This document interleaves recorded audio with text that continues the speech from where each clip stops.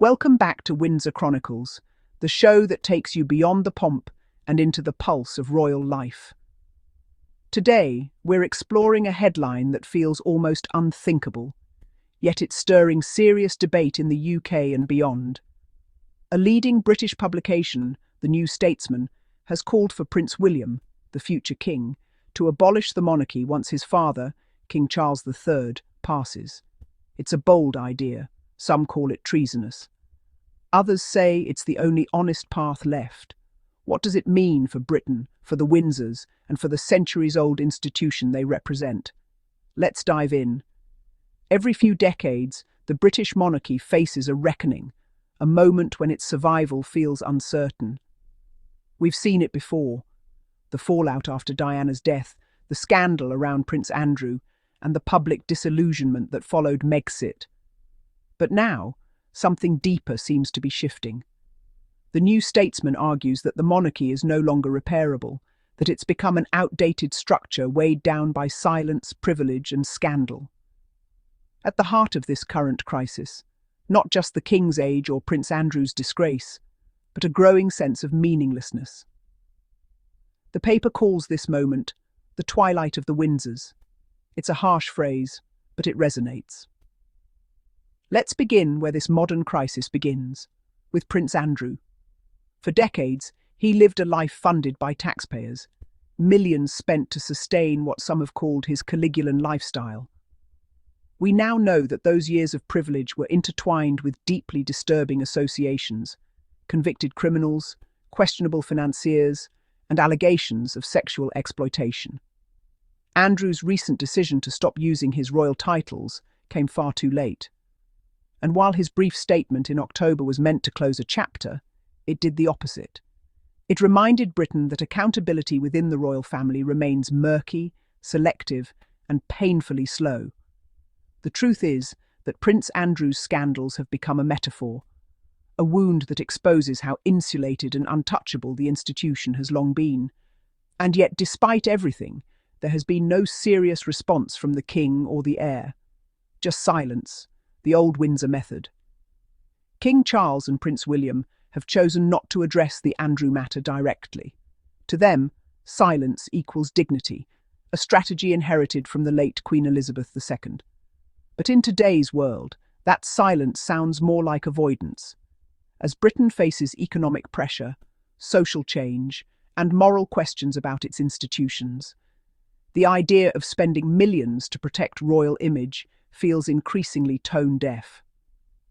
Critics ask, if the monarchy cannot lead by example, what purpose does it serve? It's a question that cuts to the bone, one that could define the legacy of both Charles and William. Prince William has long been framed as the modern prince, grounded, family-oriented, and emotionally aware. But behind the polished image lies a growing perception that the future king lacks intellectual depth and moral vision. Reports describe him as not much of a reader, preferring oral briefings over in-depth study. He's been called relatable, but also risk-averse, a man shaped more by PR than philosophy. It's a strange paradox, a modern heir who wants to seem ordinary, yet must embody the extraordinary. And when history comes calling, as it is now, relatability alone may not be enough. Prince Harry's memoir Spare did something no tabloid could. It shattered the myth of royal unity. It portrayed William not as the calm statesman in waiting, but as a man fueled by rivalry, resentment, and anger. To many readers, William appeared not as a future monarch, but as another casualty of an institution obsessed with hierarchy and control. Spare forced the public to ask, if this is what life inside the palace looks like, is it worth preserving? For the monarchy, that book was more than gossip, it was revelation. The royal family is shrinking, both in numbers and in influence.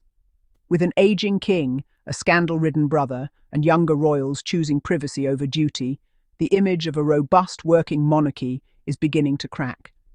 And as public support wanes, Parliament is starting to whisper about the unthinkable, constitutional review. What was once divine right now feels like borrowed time.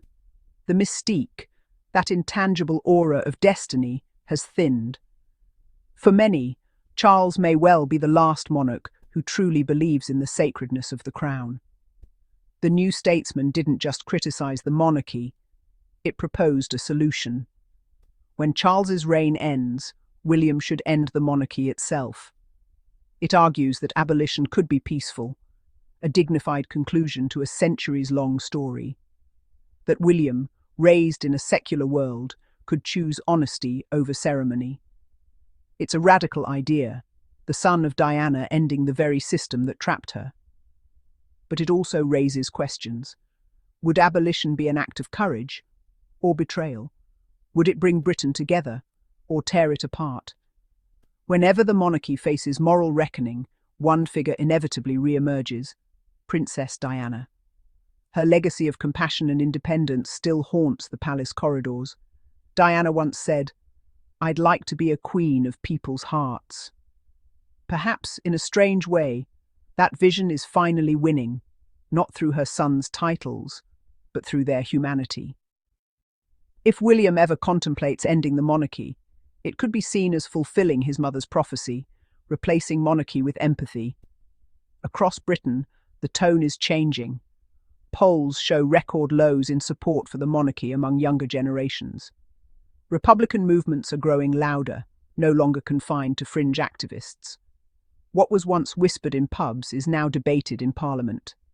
The question is no longer if the monarchy should adapt, but whether it should exist at all. For the first time in centuries, the British crown feels less like destiny and more like a decision. If William were to dissolve the monarchy, it could unfold one of two ways.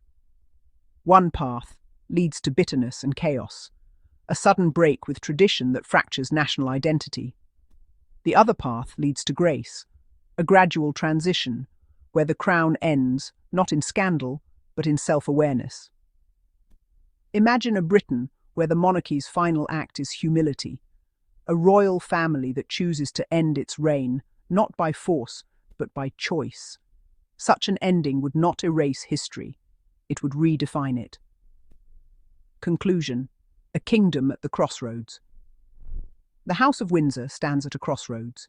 King Charles III faces the twilight of his reign amid scandal and fatigue. Prince William waits in the wings, carrying a future that feels less certain than ever. Will he follow the script or rewrite it? History tells us that institutions rarely end themselves. But perhaps this time, history is ready for something new. An ending written not in crisis, but in clarity. One thing's certain: whatever choice Prince William makes, it will define the soul of modern Britain. You've been listening to Windsor Chronicles, where royal history meets real-world perspective. If you found this episode insightful, subscribe and share. And join us next time as we continue to explore how the monarchy, tradition, and identity shape the story of our time. Until then, stay curious, stay thoughtful, and remember: the true measure of royalty lies not in crowns, but in conscience.